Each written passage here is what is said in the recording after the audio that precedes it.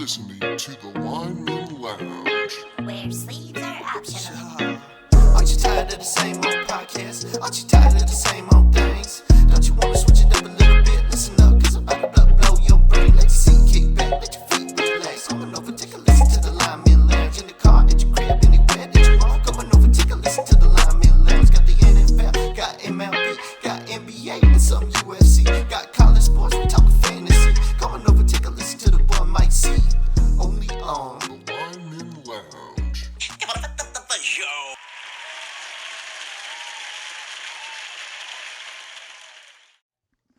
What's up, boys and girls? Welcome to the Lyman Lounge, live from Hangar 6 here in the southern part of Arizona. You've got across from me Mike Carlisle and your other host, Evo, here, ready to talk some sports on this Tuesday. How's it going, Mike? Man, it's been a long morning already. Obviously, I got off at 4 o'clock this morning, and then I had to go on post again. I had a cat card appointment at 10:45, so I was up early as shit. Didn't get a lot of sleep. Probably might be able to see it on the camera. My eyes are very puffy. My allergies been beating the shit out of me, but Yep. I'm here. I'm ready. I'm excited for the show. Makeup wasn't here this morning to get us powdered up and everything. No, Looking they were fancy. not. It's unfortunate. I feel like with the proper amount of caffeine, I'm fucking ready for anything. I got a spitter. I'm going to have a dip in a little bit.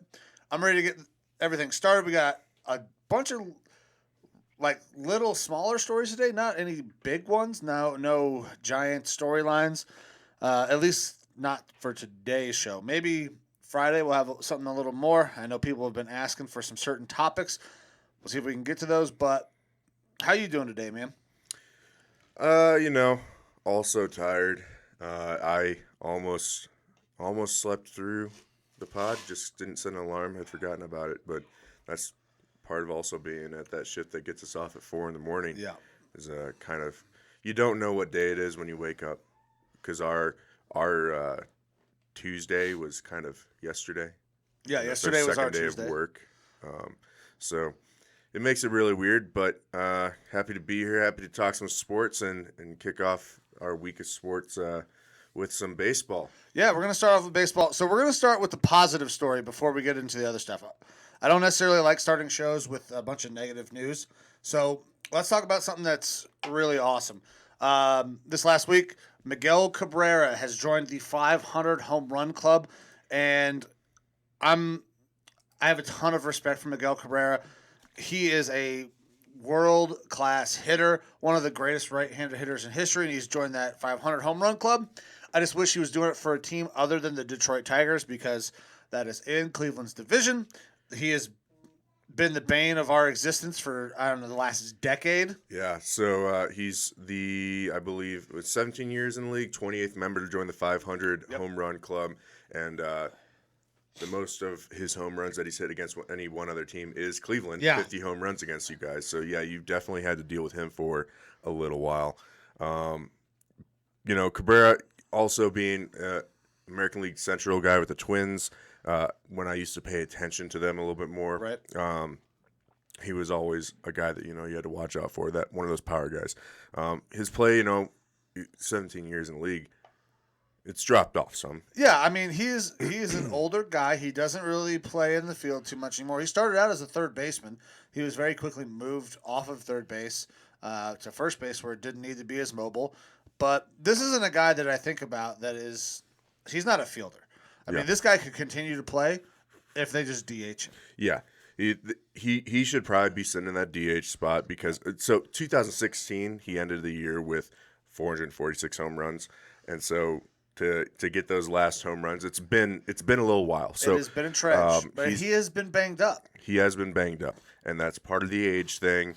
But just a really awesome accomplishment for him, for his country, for his team. First Venezuelan-born player to ever do this. I mean, he has far surpassed any other Venezuelan-born player in the things that he has done at the plate. I mean, and some of these things that he has accomplished, like when you compare it to some of the all-time greats, is ridiculous. So he has a career batting average of .311 and 500 home runs. So that is only 9 guys who have 500 home runs have hit over 300 in their career. So he is right up there with one of the best. He joins the ranks. He has an adjusted batting average, 19.2% higher than the league average, which is only behind Ted Williams and Babe Ruth. That's really good company to be in. He is one of very few members to ever win the Triple Crown. The last guy who did it before him was Carl Yastrzemski in 1967. Miguel Cabrera is, in my opinion, top 5 right-handed hitter of all time. And to finally get that 500th home run, very happy for him. Next down the line is the 3,000 hit club. Yeah, and I don't think he's too far away from that. He started the season with needing 134, so that's definitely doable. He said that was his goal for this year, 500 home runs, 3,000 hits. So that's also a pretty small club, Yes. 32 people. Yeah, so he's sitting at Has it 29.55 right now. He would become, if he does that, he will become the 6th member of the 3,000 hit, 500 home run club, joining Aaron Mays, Albert Pujols, Eddie Murray, Alex Rodriguez, and Rafael Palmeiro. So, yeah, this guy's an absolute stud. Yeah, one of the best hitters that baseball has seen. And congratulations to Cabrera. That's awesome. That's awesome that we have another member of that elite club. So moving on from there, the more negative story. So there's some drug ring type stuff going on with the Angels. I don't know if you want to give us the details on that. Yeah, so anybody who is unaware, a few years ago, there was a pitcher by the name of Tyler Skaggs. He was a pitcher for the Angels. They were on a road trip down in Texas. They came to his room, and they found him unresponsive and declared him dead at the scene. Following an autopsy and toxicology report, found that he had overdosed on a mixture of oxycodone, fentanyl, and alcohol. This obviously is a very sad story, but this is one that we've seen kind of happen before to professional athletes, people in pop culture, that they like to party, they like to do some things, and they do too much and they end up dying. Well, there is a lot of other things that are coming out about this story now. Tyler Skaggs was possibly being used by a member of this Angels organization as a middleman to peddle drugs through the organization. So there was an employee by the name of Eric K.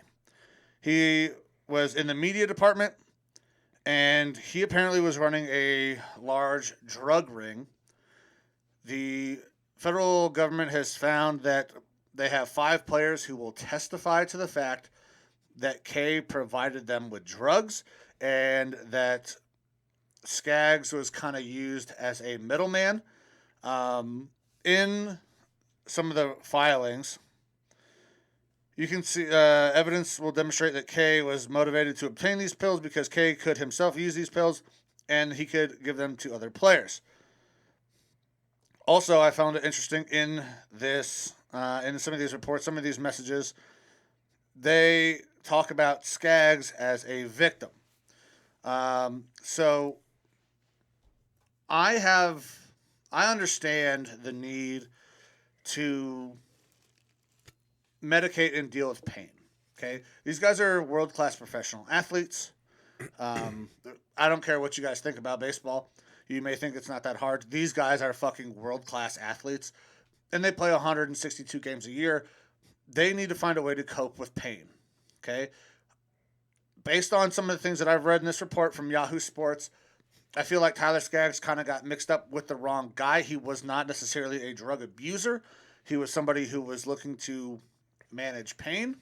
Yeah, it's saying that he asphyxiated, so choked on his own vomit. So it wasn't like just necessarily your traditional overdose where like the body shuts down. Like his body was rejecting it and he was not conscious. Yeah, he wasn't taking a massive amount to get messed up. I think he was taking what he thought was a proper amount. However, this guy K got some oxycodone that was laced with fentanyl.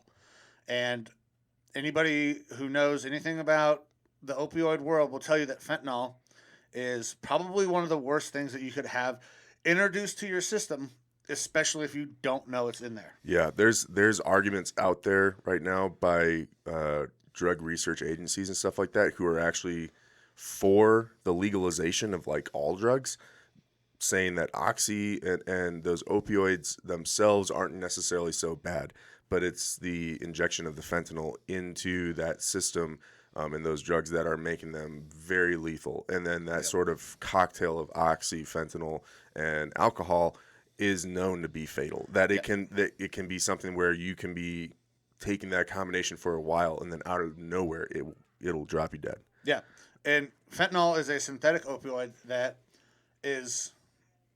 I don't even understand why the fuck it exists. I feel like there are other medications that will do something very similar.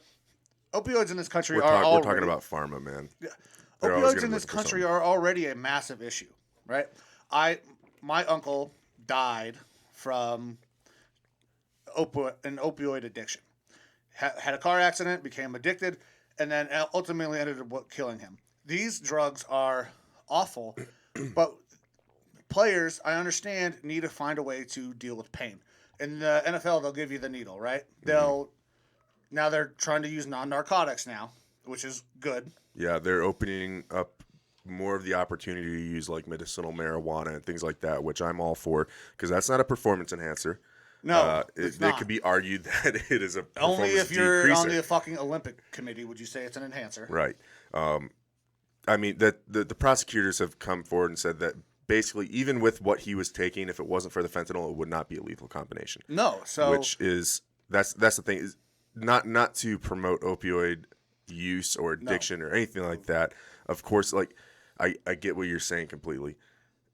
We should be trying to find ways for our athletes to recover and take care of their body, because for so long, athletes have been seen as objects. They are there for our entertainment. We don't really care what they do off the field. We don't really care what they're doing to their bodies, as long as they go out on the field and they perform for us and they provide entertainment. Yeah. And we need to start really viewing them as people. They have bodies, they have families, they need to take care of themselves, and finding the healthiest and most effective ways to do that needs to be a focus for not just the MLB, for all leagues out there. Yeah, there needs to be a study on ways that you can reduce inflammation, pain. And honestly, we already have one, but for some reason it's still illegal in most states, and that's marijuana. Now, I'm not saying go out and smoke weed, okay? I'm not advocating for people to go and smoke weed. But it has been shown to help. Now, Major League Baseball has taken some steps in that right direction where they no longer test for marijuana. Same thing with the NFL. That wasn't the case at this time. Yeah. And this is just a story that we've seen too often. This is obviously a guy who, to me, oxy, fentanyl, alcohol, that doesn't spell party atmosphere to me. That is, he's treating himself. Yes. And if a person is treating themselves basically off-label or without full doctor consent, that's an issue. These players shouldn't have to be resorting to sidebar methods of keeping themselves healthy and safe. So it's really unfortunate. It's going to be really interesting to see how this turns out. I mean, the Angels do seem like they're going to be at least attempt to be held liable for this, because it was and the Angels are very much fighting that. I think they're going to try to push all this off on K himself, but the Angels employed K. Yeah. Now, as far as K goes, I hope that they find him guilty and they lock his ass away for a very long time. I have no sympathy for drug dealers, especially when you're talking about opioids and fucking especially fentanyl. Like, it's just, this is such a sad situation. I'm glad that it's kind of come out that Tyler was not a recreational drug user. By all accounts, this doesn't seem like a recreational drug use. And I hope that his family can kind of, make their case and get some relief knowing that Tyler did not, do this because he was a drug addict. Yeah, it is sad. It's a story that we've too often heard, that too often has gotten pushed under the rug because, again, we've looked at athletes as objects and not worried about their life outside of the sport. I'm glad that these sorts of things are becoming more mainstream as far as us being able to talk about it and not talk about it as like, oh, just another tragic death and here's our next game. Right. We, as a community, as a society, need to focus more on individual health, mental health, physical health, things like that, and taking care of one another, really. So,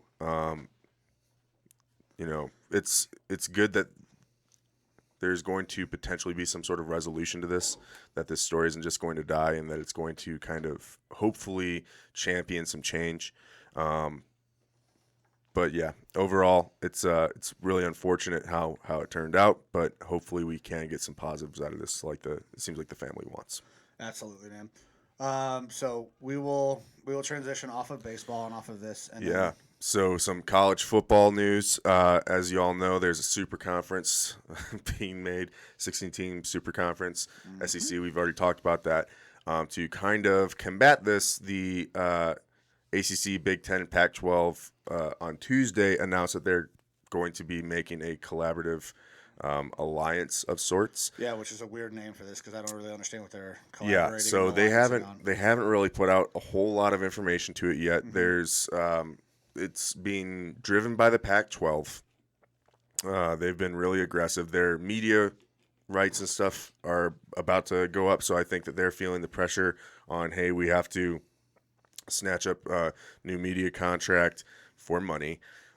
We have to make ourselves viable against this super conference to some extent. It sounds like those leagues are going to reformat on who they play, when they play, and intertwine their schedules more to be kind of more collaborative with one another.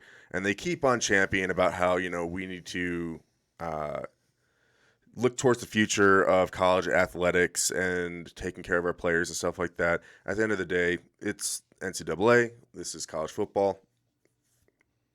They're trying to find a way to get their money.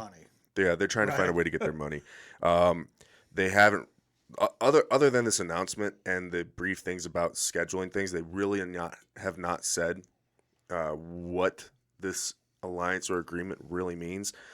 There's a push for them to be able to have better or easier access somehow to the college football playoff, which, again, that could be changing as well. With this landscape happening, like with the super conference and all this other stuff, I mean, they have not decided fully on how it's going to break down getting into the playoffs, if the playoffs are expanding.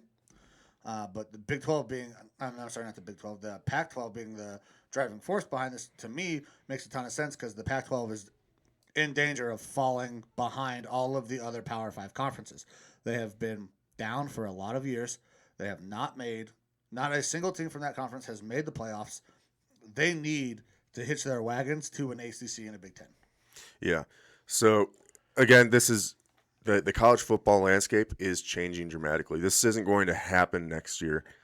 We are looking like 2, 3, 4 plus years in the future where we're really going to see the dramatic changes of this. But right now, the foundation is being laid for college football, the college football playoffs, to be kind of having that dramatic change. So we just want to make sure that we brought this up, let everyone be aware of kind of these alliances, these new groups forming, and how that's going to change the landscape of college football. I still don't know how I really feel about all of it because it could create some really exciting stuff, and also it could take a lot of the parity in the league with so many teams out there, and we could see some teams kind of go to the wayside. And yeah, I worry about this be being, and you guys have heard me talk about this before. I worry about this being kind of the death of college football as we know it. There's something special about college football. There's a different atmosphere when you watch a college game to when you watch a pro game. With all the name, image, likeness stuff, these massive conferences, these alliances, what is this going to look like in a few years? Is this still college football? Are they just going to drop the NCAA and say, we don't fucking need you guys anymore? We are major brands. We can run our own league like the NFL does. get a player association.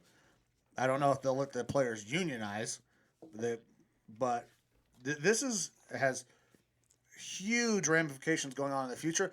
But we don't know what they are yet because the SEC is not moving to 16 teams anytime soon. They still have a few years before Texas and Oklahoma get there. This is a very basic, hey, we're going to do something agreement, and we don't know what it is yet. It just worries me that the entire landscape of college football is going to change, and because I love college football. There's something very special about it. Yeah. I mean, all these moves always in the back of my head just have greedy old white man strewn all over it. So that's why I'm very tepid about giving any sort of a true positive response to any of this. I have to see how it shakes out, but I'm very, very cautious about all these changes and what it's going to mean for the viewer experience, for the college football player, even though that's who they keep on saying that they're championing, and what it's going to mean for college football and college sports altogether, honestly, because these changes they're pretty dramatic. Yeah. They probably, once we see what the final end state is going to be pretty dramatic, very significant. Yeah, and with the TV contracts that we brought up about the Pac-12, we've seen like these conferences create their own networks. We got the Big Ten network. Excuse me. COVID. Yep. We got the Big Ten network, the Pac-12 network, the SEC network. Texas has its own channel. Notre Dame is exclusively shown on their own. Was it CBS or NBC? One of the two. I don't fucking remember which one. I don't watch Notre Dame. But these teams have their own media rights. So how do they make that all fold together? I think that might have been the start of people realizing, you know what? I don't need a conference. I don't need an NCAA. We can fucking go out and get our own deal, and we can make shitloads of money. Yeah. To be honest, the idea of the NCAA is kind of like it's good to have some sort of a regulating body. The problem is that regulating body has one goal, and that is to make money. That is not to support the college football player or the college athlete in general. No. And so to get rid of them sounds good, but same way that, you get rid of Saddam Hussein in Iraq, and you think, hey, we just got rid of a dictator, and now you've got worse situations. So again, I'm very tepid about this, very move forward cautiously type situation. Mm-hmm. We'll see what happens. But yeah, so moving on from that, we'll go on to some NFL news. I know that's what a lot of people are here for.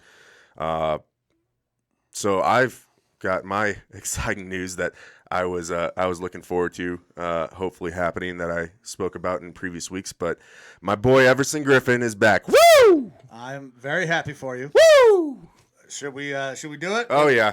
So, all right, Evo has brought the boy back. He brought his jersey in. We're gonna get his jersey officially hung up in Hangar 6 to go along with mine. I'm not turning mine around because that's a Colt McCoy jersey. But we're going to get Everson Griffin on the wall, get him part of the lineman lounge. Here we love offensive line and we love defensive linemen, especially DNs. So there's your boy up on the wall. Oh, yeah. We got the styling, profiling, limousine riding, jet flying, kiss stealing, wheeling and dealing son of a gun, Everson Griffin, my boy. Yeah, he's been my favorite Viking for quite a while. Dude is insane. And when I say he's insane, I don't mean just like he's an insane football player. He's a little bit kooky in the head, and I love that about him. Other than, obviously. So Everson Griffin, drafted in the 4th round by the Vikings years and years ago, over a decade ago. And he's been around there with Jared Allen, Brian Robeson, Daniil Hunter now. He's been one of our stalwart defensive ends for a long time. Great in the run, great in the pass, and he's always just kind of been kind of off the hinge. He had a mental break a couple years ago, and I actually said, hey, you know what? He should just get himself right, maybe take the rest of the year off. He came back. Obviously, he was medicated to some extent. I'm glad that he was able to get some help. But he, didn't seem the same after that, and then the next year after, looked great. Mm-hmm. Looked great again, like the Everson that I remember. he's always fun to watch, and when he's talking to reporters and stuff like that, dude's got a great lisp. He likes to talk about how the glutes are the key to a football player and everything like that. But I'm super happy to have him back. And I know he's happy to be back after reading some of the reports. Oh, yeah. He was saying, listen, I thought the grass was going to be greener on the other side. Goes to Dallas first, then Detroit. Realizes the grass is definitely not greener with either one of those two teams. He's like, I need to be back in the purple. And he's super excited to be there, man. Yeah, so I watched his whole press conference when he first talked to the media. I watched it yesterday. And that's one of the great things about Everson is that he is extremely open and direct with reporters. If you ask him a question, it's very rare that he's not going to answer it for you. And he's going to answer it honestly and bluntly, which is, he takes ownership on these things, which is something that I really value in a player. So he like he said, he's like, I thought the grass would be greener on the other side. I left. I found out that it wasn't. He's like, I never sold my Minnesota home. This is where my family is. The fans here actually showed me love. I like being here. This is where I feel like my home is. I never should have left in the first place. And then he's also owned up to his mistakes. So with those issues with his mental health previously, he took the time to come out and take the hard questions and own up to them with what happened, which, he wasn't arrested or anything like that. Police were involved, but basically he was having some sort of a mental break and trying to get into a house and things like that. He had I don't want to call it a mental break, and I don't want to speak for the man, but he obviously has stuff that he is dealing with still to this day, because it's not just like, oh, you take a pill and fix it type thing. Yeah, that's not one of those things that just goes away. But I mean, he had been lobbying to try to come back to the team all off season, and he wasn't getting a whole lot of feedback from the team and stuff like that because they were focused on the draft, free agency with new players and stuff like that. They kind of know what they have in Everson, which he's not the player that he once was. He is falling off to an extent, but last year was really his first down year, and he still had 6.5 sacks while learning new playbooks and jumping around to different teams and stuff like that, and schemes that really didn't fit him. But he did kind of vent frustrations at one point in time on Twitter directed towards Kirk Cousins. He said Kirk Cousins is ass, and asked Zimmer if he even wants Kirk, which there's been a contingent that thinks that Mike Zimmer kind of doesn't want Kirk around anymore. I don't know how much I put faith in that. I think everyone that's a Vikings fan has their frustrations with Kirk Cousins. And he says he'll tell you the truth. Who wanted Kirk Cousins? Take your guess. Kind of alluding to it's more of like a GM front office that wanted Kirk. They wanted the stable guy, which I get. But reporters asked him about that in his press conference yesterday, and he said, you know what? I made a mistake. I was upset. I've apologized to the team, to the front office, and I'm going to man-to-man talk to Kirk and apologize to him and explain my situation. He's like, I love Kirk. Kirk's a good guy. He's like, I was venting, taking out my frustration where it didn't need to be. I'm just really excited to have him back on the team. We're kind of, doing that whole get the band back together thing. We've got 3 of our 4 defensive linemen from the past, 5 years or so. Daniil Hunter, Everson Griffin, Sheldon Richardson's back. Yep. Linval Joseph, I don't think is coming back, but I love Linval too. But it's cool to have that there. Zimmer said that they plan on using Everson as a rotational guy at this point. That makes sense. sense. Which is perfectly fine. Even though I know that Everson still holds up very well in the run, he also is still explosive off the pass. And we don't have a true solid number 2 starting defensive end. We've got a second-year player in DJ Wanham and a returning vet, Stephen Weatherly, who took a year away from the team with the Panthers. DJ Wanham and Weatherly both have their pros, but they aren't necessarily stalwart. You're starting this guy as your second defensive end. So I think that Everson Griffin's role with the team, while it might be rotational at least to begin with, which is what they have to do, bringing him back in. Right. He'll rotate, but it might be a heavy rotation and could become where he's starting a lot more. And the guy ain't young. This is, I believe, his 12th year in the league. So, he needs to rotate more. That gives you guys a nice little rotation on the opposite side of Daniil. It makes me feel way more comfortable about the end situation. Yeah. Everson Griffin is he's one of those guys that, like you said, is a little crazy. I like that in my DNs. I want somebody who wants to smack somebody in the mouth. He is that guy. Obviously, he's getting older, but he can still play ball. I think having him back there, that's going to reinvigorate him because he's not a guy that played with a ton of energy while he was away from the Vikings. But, yeah, excited for you guys. I'm sure Everson is excited. I know you're excited. Yeah, Sack Daddy's back, baby. Now, we'll see if he actually wears the number 97. Right now, Michael Pierce has that number. This is Michael Pierce's second year with the team. He took last year off because of COVID, because he has underlying health conditions and whatnot. So Michael Pierce has number 97. Everson didn't get to wear 97 when he left last year with any of the teams that he was with. He said in the presser, Michael Pierce has already approached him and said, hey, if you want 97, it's yours. Because he has a lot of respect in the locker room. Guys love Everson in the locker room because he's fun.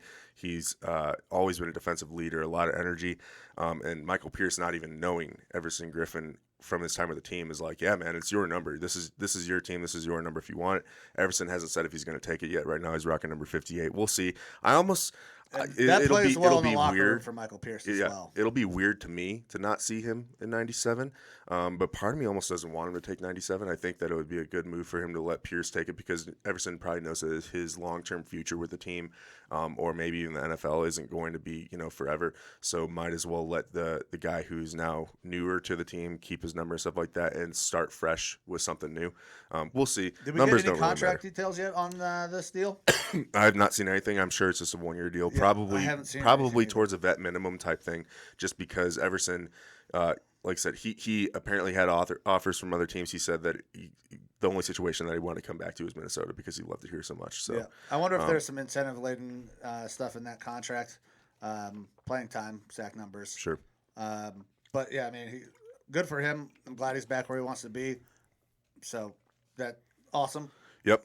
New gear hanging up in hangar 6. Yep. And I'm not unaware of the potential that preseason cuts. Maybe he gets cut. Maybe he just doesn't look the same. I'm just happy to have him back here for a little bit, even if it is only for the rest of preseason or something like that. I'm real happy to have Everson back. Moving on, so some injury news. Travis Etienne, Jaguars, he had a foot injury that we had heard about in the last day or so. Turns out that it's a Liz Frank injury, and that could be season ending for him. Yeah, so you hate to see it for Etienne.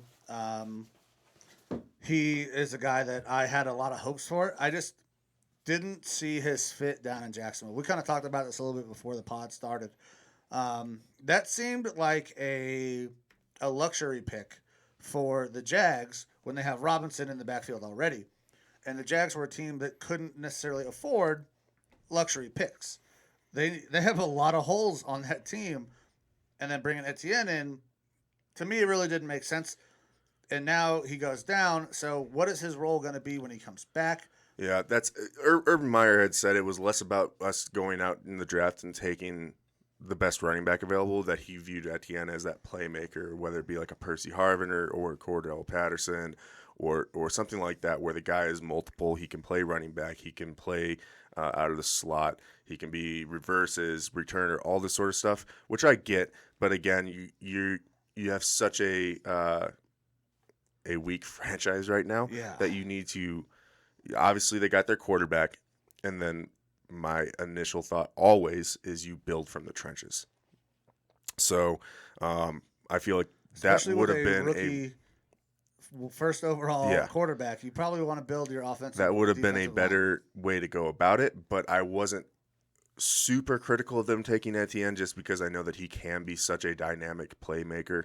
But I personally, I would have gone elsewhere in the draft. I don't know if this necessarily should reflect like as a bad draft decision because now he's injured, but it only further is going to drive that narrative.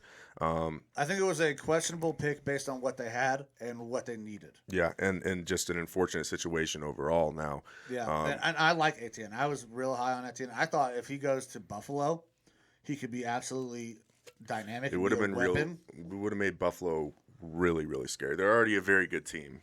Yeah. And But you get a running game going with him that makes them pretty damn scary. and you can't say, and I hate, well, if he goes to Buffalo, he's still hurt. No, you don't know that. No. Your situation changes, circumstances changes. So there's no knowing that if Etienne still gets hurt, if he goes up to Buffalo. But it sucks for him, man. This is a guy that I really liked coming out because he can do so many things.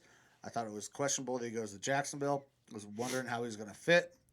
Urban likes those gadgety guys. I mean, Percy Harvin was his guy at Florida. So, it just sucks, man. Yeah, it just seems like overall the Jaguars they've made some questionable decisions. The Trevor Lawrence pick was a no-brainer. Yeah. But since Urban's come in, some of the personnel decisions have just kind of been. I mean, drafts Etienne, signs Tim Tebow. I love Urban. He is my guy from Ohio State, but he has not looked like he is part of a solution down there in Jacksonville. Yeah, I don't know how much of a leash he'll end up having, but hopefully he's able to figure out what it means to they be give an him NFL. full control, though, Yeah, which is to insane. be in charge of a team here in his first year. Hopefully he kind of works out those kinks and then kind of falls in line with how he needs to operate the team. We'll see, because there are not a lot of college guys that make the transition into the NFL and have a lot of success. I mean, Chip Pete Kelly Carroll, did it kind of for a year. But the only guy that I can think of with really sustained success is Pete Carroll, and then before that was Jimmy Johnson, who was the coach at Miami, then went down to the Cowboys. Outside of those two guys, there's not a lot of college guys that transition to the NFL and have a ton of success. Urban looks like he's going to fall into that group that maybe does not have a ton of success in the NFL right now. Yep. And then kind of sticking with the Jaguars and rolling into preseason, week 2 of preseason. So talk some about things that we saw from some teams and quarterbacks, more heavily leaning towards quarterback stuff. So Jaguars played the Saints. Jaguars lost the game. Those points really don't matter. Nope. We're looking more at statistical performances from players. So Trevor Lawrence, 14 of 23, 113 yards, no touchdowns, no interceptions. It's nice to see that he's putting up a little bit more yardage, but he's closer to that 50% pass or completion rating. He's got to work that up a little bit. Again, these are some of the headaches that you're going to see from a rookie quarterback. Absolutely, and on a team that bad does team. not have a ton of talent. Yep. But then across from them, the Saints, you have not rookie quarterbacks, but you have a very influx quarterback room with not a whole lot of great options. Taysom Hill came in 11 of 20 for 138 yards and a touchdown. So he's close to 50% passer rating there. But Jameis Winston actually showed up. 9 for 10, 123 yards, 12.3 yard average, and 2 touchdowns. Yeah, Jameis looked pretty good. And, you guys have heard me bury Jameis before. I have no complaints about this performance. 9 of 10, you're putting the ball in a catchable range. They don't have a top-tier wide receiver out there. So guys are getting open. Jameis is putting the ball where it needs to be. Played well. We'll see if it continues on. I think this definitely gives Jameis the leg up in that competition. We know that Taysom Hill is not going to have a high completion percentage. He's not that guy. He's not a quarterback. He's a gadget guy. But Jameis looks like he is going to be the starter, especially if he puts up another performance like this. Yeah, I don't know how you – even before this game, I don't know how you roll with anyone other than Jameis because he's the true quarterback in that room. Mm-hmm. Let's be clear. Jameis, when he was with the Buccaneers, he put up pretty crazy numbers. 5,000 yards, 30 touchdowns, but 30 interceptions. Yeah, he was matching with those interceptions. So theoretically, if he got his eyes fixed for real and if he has some better decision making, there's potential there for him to kind of be that boom quarterback. I think it'll end up still being a boom bust situation where you're going to have to take the good with the bad. The Packers did that for a lot of years with Brett Favre. Brett Favre holds the record for most interceptions ever by an NFL quarterback, but no one wants to talk about that. They want to talk about the championships. They want to talk about the touchdowns. They want to talk about him showing his wiener to masseuses over his phone when he's with the Jets. At least I do, because fuck him. But, Jameis, I don't think there should be any question about him being the starter there for the Saints based on what their quarterback room is right now.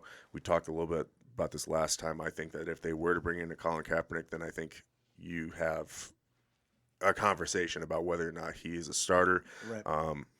But all intents and purposes, they're going to ride with him to begin the year, and that should be the starting quarterback for the Saints, barring injury. Yep, and I like I said, I can't bash Jameis on this one. He played a good game, so I'm not gonna go into my diatribe about what I think about Jameis. Well, do you want to go into a diatribe about your boy Zach Wilson? Zach Wilson, Jets, Packers. Jets beat the Packers. Again, those points don't matter. But Zach Wilson was 9 for 11, 128 yards, 11.6 yard average, and 2 touchdowns. He also looked like he did very well, albeit he was playing the Packers defense, which isn't that great, and it was not their starters. So you would hope to see this sort of performance from your starting quarterback, but it seemed like he looked good. Did you watch any of the film? Did he have a hitch?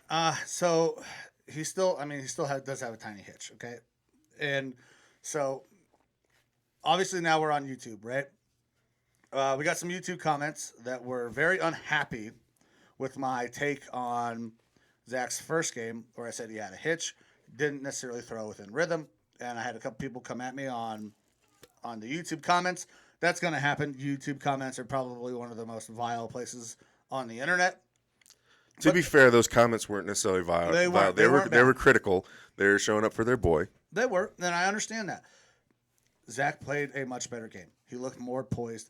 He did still have a little bit of a hitch, but it was much less noticeable than in the first game.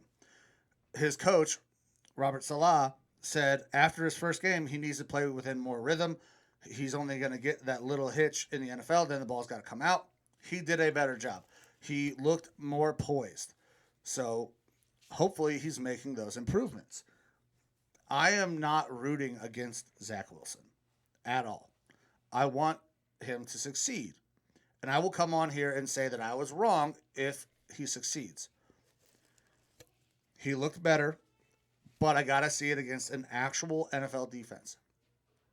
In preseason, what you're seeing in pre-snap is what you're going to see in post-snap. They're not really disguising coverages. They are not trying to confuse the quarterback. When you run a play action, turn your back to the defense, turn back around, you're going to see the exact same defense you saw pre-snap. I want to see him do it against an actual defense that's trying to disguise and screw with a rookie quarterback. I'm not going to say that he played bad by any means. He had good numbers, really good numbers, led 2 scoring drives.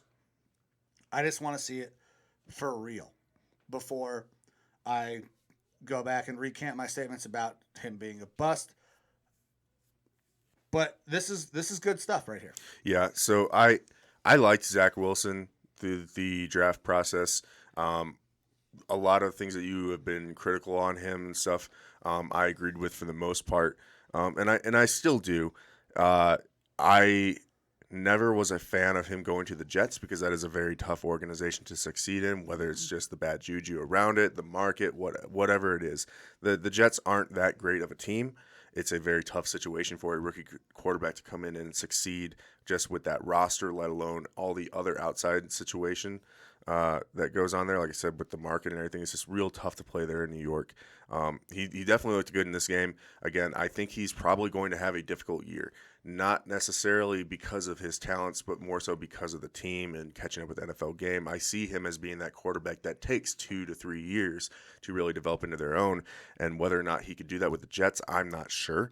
It's almost me being more critical of the Jets situation than him. I feel like in the right situation that he could perform and flourish. He's got a ton of arm and stuff talent. like that. It's just again, just like you're saying, I want to see him against a true NFL defense through an entire 4 quarters. I want to see how he performs when they are down bad. And if he's able to fight back, because we saw a little bit of that in college. We saw that fire and that moxie. But yeah, he had himself a real good game. But again, he was playing against backups. There's a lot of names if you're looking through this box score of the Packers team where And I'm fairly familiar with the Packers because being in the North, I like to know my enemy. There's a lot of names on here that are Jags. Just another guy that I don't even really recognize. Right. So he wasn't going against that top end talent. Yeah, Alexander didn't play. Zadarius Smith didn't play. I want to see it against a real defense, and then I'll start having that conversation. I'll start walking back my Zach Wilson comments. But until then, this is a nice performance, but I'm not sold yet. Yep. So next game and next rookie quarterback that we're kind of going to look over here is the 49ers. So just to preface this, 49ers have come out and said that we have not decided on a starting quarterback yet, which is for wild. week 1. Trey Lance, 8 for 14, 102 yards, 7.3 yard average, 2 touchdowns, but 1 interception again. And then Garoppolo was 3 for 6, 15 yards, and an interception. So he didn't play that much, but he also did not have that great of a day. What is your thoughts on the 49ers quarterback situation? Should they even be giving consideration towards Trey Lance being the starter? No. And it's not because Trey Lance doesn't have talent. Trey Lance needs time. He is not a finished product. He is not even a halfway built product at this point. He has not played hardly at all. He started the game very rough, bounced back. You like to see that from your rookie quarterback. But he is just so inconsistent. Now, neither one of us are high on Garoppolo. He obviously 3 for 6 for 8 yards, you said? 15 yards. Okay. Doesn't matter. It's still dog shit. That's what Jimmy is. He doesn't push the ball. And down I the wouldn't field. say I'm not high on Garoppolo. I'm not high on him, but I don't dislike him. I think, again, he's that game management quarterback, which, you can win a Super Bowl with that. Look at the Ravens. Yeah, but he's not a franchise guy. He's not. Even though everybody thought he was going to be when he left the Patriots. Yeah. He's very much a game manager, and you can win with that. He can put the Niners in a position to be decent because that defense is going to be good. That running game is fantastic. They have another 3-headed monster coming out of that backfield. If you push Trey Lance into a starting spot too early, it scares me because rookie quarterbacks can get rattled. You can crush a rookie quarterback's confidence if you play him too early and he doesn't perform well. We've seen it countless times. That's why you're big on having a guy sit. Trey Lance, his ceiling is much higher, but his floor is lower right now than Jimmy G's. That's, to me, I don't know why you keep Garoppolo on the roster if you even have the possibility of Lance starting. Mm-hmm. If you are willing to have that open competition, I feel like you should have moved Garoppolo as an asset. Maybe bring in another veteran that could still play. But if you keep Garoppolo on the team, he should be your week 1 starter, barring injury, of course. There's always that caveat. But Garoppolo should be starting. He should play probably majority of the year until the year gets lost or something like that, where they can no longer compete, just the same way that they're doing it in New England. Now, there hasn't been a starter named in New England yet, I don't think either, but everyone assumes that with Belichick it's going to be Cam. Yep. Though Cam is out due to some COVID protocol stuff right now, and Mac Jones is not great. Belichick has said, he's like, well, this is going to give Jones an opportunity to kind of show what he has and maybe try to turn our heads a little bit, and then he grumbled a bunch. But I still feel like Cam Newton will be the starter there week 1 for the Patriots. I feel like Garoppolo should be the starter for the 49ers week 1, and that both those teams should carry on with those guys as their starters for a while. Mac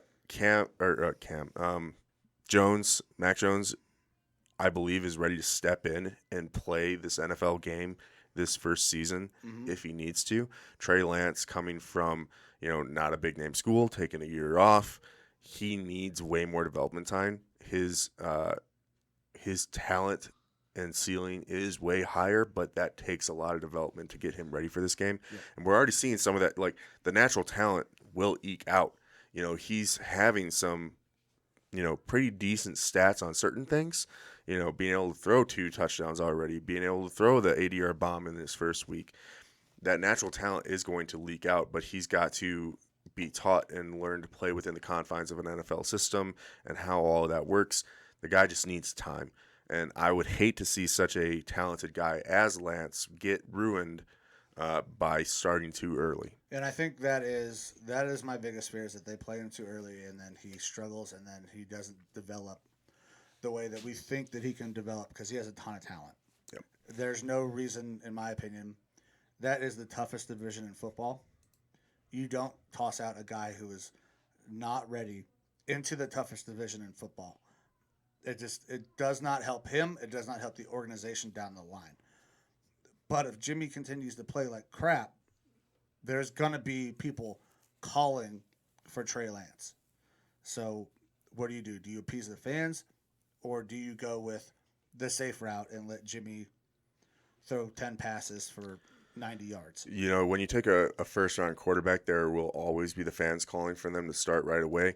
And no, I don't think you appease those fans. But there's also times when people are calling for the backup quarterback and the situation 100% warrants it, because you don't have a relatively good starting quarterback. And even at the low level that first-round pick could be playing at that point, they're still going to be better than your number one. And there's a possibility of that with Garoppolo and Lance, that situation. I think Garoppolo has shown and proven that he is a safe, effective, average quarterback in the NFL. And I think that's enough for you to run your team this year. Again, if they're to the point where they're on the cusp of the playoffs or something like that, and Garoppolo is kind of the one holding them back, then maybe you consider Lance.